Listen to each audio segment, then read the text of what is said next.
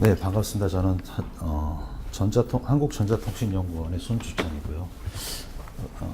스마트 자동차 추진 단장이 아니고 스마트 자동차 추진단 간사입니다. 저기 단장님은 한양대 허건수 교수님이신데 오늘 다른 일정이 있어서 제가 대신 참석을 했고요. 사실 지금 아까 이제 로아에서 발표하셨던 원격 굴삭기나 동양물산의 자동주행 트랙터, DY 동양기전의 초소형 전기차가 에 대한 내용은 사실 처음 들었기 때문에 발표하시는 동안 저를 열심히 스터디를 좀 했습니다. 스터디를 했고, 근데 이제 이걸 보면서 실제로는 이제 챌린지 패레이드에서 아마 이거를 이제 좀 약간 미래 사회, 좀 약간 시간을 좀 멀리 둔 미래 사회에서의 그 화성을 대상으로 했지만 실제로는 아마 향후 한 10년 후에 실제 산업적인 측면에서는 저출산 초고령화 되면은 지금 발표하셨던 아이템들이 사실 굉장히 핫한 아이템으로 떠오를 거기 때문에 그런 주제를 가지고 사실은 어떻게 보면 일반 대중에게 어필하셔도 충분한 사항인 것 같고요. 다만 이제 좀 들으면서 좀 다른 거는 이제 굴삭기 같은 경우는 주로 이제 리모트 컨트롤 바로 옆에서 하는 것 같더라고요. 아마 저는 텔레프레젠스로 해가지고 하는 개념으로 생각했었는데 아마 그러기에는 약간 그 현장에 대한 현실감이라고 그러나요? 그 작업 환경에 대한 예를 들어서 그러니까 토크를 얼마를 줘야 된다든지 얼마 깊이로 어떻게 파야 된다든지 그런 것에 대한 현실감을 원격에 있는 쪽에 전달하기 위해서는 전달하기 좀 힘들었기 때문에 바로 옆에 있는 리모트 컨트롤 기능으로 한 것 같고, 자동주행 트랙터는 이것도 이제 최근에 얘기가 많이 나오고 있는데 제가 궁금했던 점은 위치 인식은 아마 GPS로 한다고 그러셨죠? 예, GPS인데 이게 아까 2cm 오차면 아마 DGPS를 쓰시는 건가요? 그러면 이게 실제로 제가 질문하는 건 아닌데 가격이 얼마까지 내려왔나요? 지금 DGPS가요? GPS 자체 가격은 제가 정확하게 확인은 안 했고요. 네. 예. 근데 DGPS를 쓴다는 얘기는 이제 실제 굉장히 좋은 환경. 그러니까 전리층이 두꺼워지기 전에 오전에 이제 보통 2cm 정도의 오차를 가지거든요. 그것도 이제 포인트 단위인데 제가 좀 궁금했던 점이 패스 플래닝을 해야 되지 않습니까? 경작을 하려면은. 예, 맞습니다. 그러려면은 헤딩 각도가 굉장히 중요하거든요. 자기 자세 인식이. 그런데 그 부분에 대한 센서 내용은 없어가지고 그걸 어떻게 해결했는지. 네, 제가 발표 자료는 지금 빼놓은 상태인데요. 이게 있는 거죠. 예, 맞습니다. 그게 없으면 패스 플래닝이 잘 안 되고 네, 맞습니다. 굉장히 좋은 환경이었으면 아마 작업이 가능할 것 같았어요. 그 전반적으로 이제 궁금했던 게 사실은 이게 지금 마지막에 DY 동양기전에서 발표하신 건 아마 헬멧을 쓰고 타야 되는 걸로 알고 있는데 맞죠?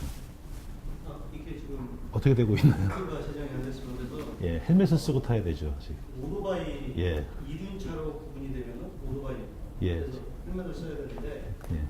자동차 승용의 개념으로 좀 아마 편입이 될 것 같습니다. 그게 국토부에서도 이제 개정하겠다고 얘기는 하고 있는데 그게 제대로 일정대로 가고 있는지 좀 확인이 필요하실 것 같은데. 일정대로 가고 있고요. 예. 올해까지는 원래 마무리하고 그랬었을 때 덕지를 하기로 했는데 예. 아마 내년 상반기까지는 가지 않을까 예측합니다. 혹시 그게 제가 이제 팁을 알려드리면은 이거 원격 굴삭기나 자동주행 트랙터도 지금 법규에는 문제가 없습니까? 혹시?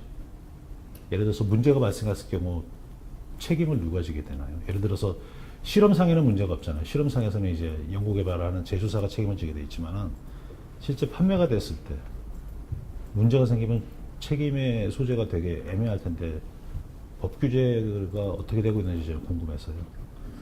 현재 지금 자율주행 트랙터 같은 경우에는요, 법규가 아직 제정된 것도 없고요. 네. 실제 저희가 이제 판매를 하기 위해서는 여러 가지 테스트를 해야 되는데 테스트에 대한 코드도 전혀 만들어지지 않은 그렇죠. 상태이기 때문에요. 네. 지금 논기계에 저희 형식 검사 받는 시험화재단 측하고 지금 협의 중에 있습니다.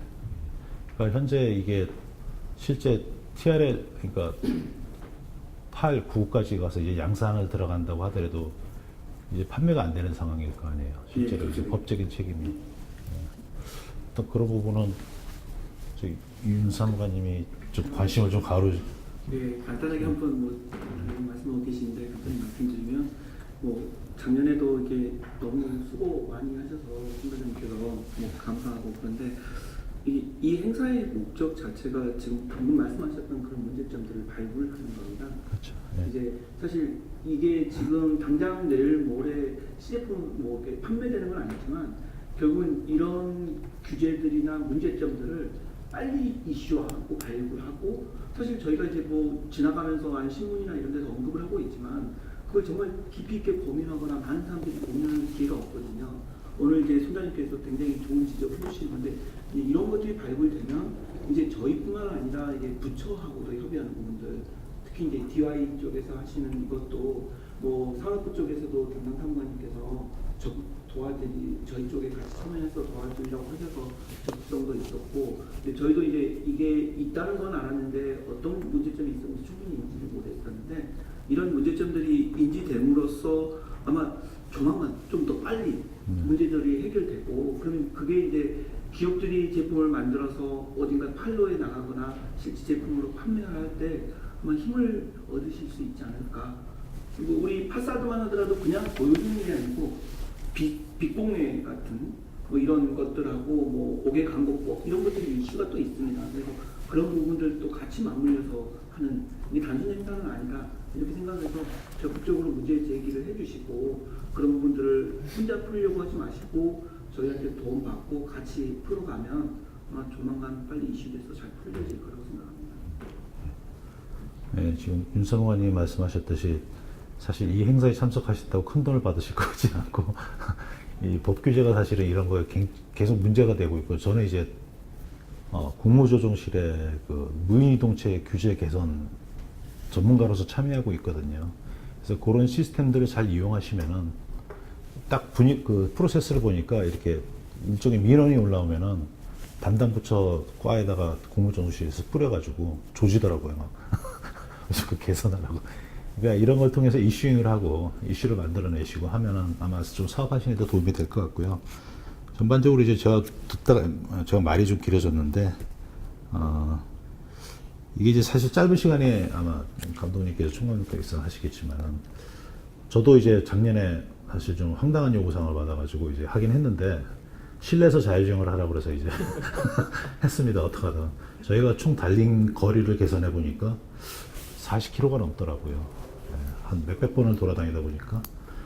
근데 딱 하고 나서 보니까 고생을 하면 많이 도와주셨지만 물론 하고 나서 좀 보람을 느끼는 게 이게 그냥 눈으로 보는 거랑 체험하는 거랑 완전히 다르거든요. 사실은 제일 중요한 거는 인터랙션, 그러니까 참여도가 제일 중요한 것 같아요. 그래서 제 생각에는 지금 현재 시간이 짧기 때문에 뭐 시나리오를 뒤집어 엎는다 그런 건 아마 안 될 겁니다. 저희도 그 경험을 했었고 그래서 좀 안전한 장비 한두 대를 대상으로 아마 일반인 탑승이나 아니면 조작, 오퍼레이션 시험 같은 거를 좀 아마 감안을 하면은 훨씬 이게 야외에서 아마 보니까 전시되는 모습일 것 같아요. 보니까. 그래서 사실 그 봉오사역에서 삼성역까지는 사실 별로 사람도 그 추운 겨울에 누가 왔다 갔다 하겠습니까?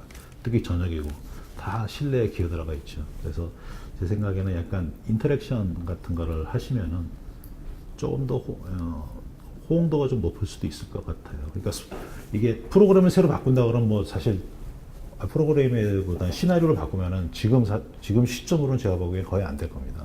안 되기 때문에 차라리 일반인들을 대상으로 한 좀 안전한 상황에서의 인터랙션을 할 수 있는 거를 뭐 세 개 중에 하나라든지 사실 이 초소형 전기차도 사람들이 눈으로 본 경우도 없거든요. 사실 그냥 앉아보고 시동 거는 것만 잠깐 보여줘도 아마 잠깐 체험하라고 그래도 좀 많이 아마 재밌어 할 겁니다.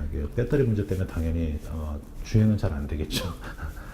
겨울이고요. 그래서 하여튼 그런 것 정도 그런 거를 해서 제 생각에는 좀 관심도를 높여야 뭐 실외에서 특히 하실 것 같은데 저는 이제 작년에 실내에서 했기 때문에 나름대로 편했는데 실외에서 하면 아마 사람들도 없고 그럼 더 힘 빠지잖아요. 그러니까 뭐 저는 약간 인터랙션 할 수 있는 아이템 같은 정도를 하나 더 발굴해서 크게 시나리오 고칠 필요도 없고요. 그거는 다만 그러다가 사고 나면 안 되니까 옆에서 이제 관리 진행 요원이 좀 있어야 될 것 같고요.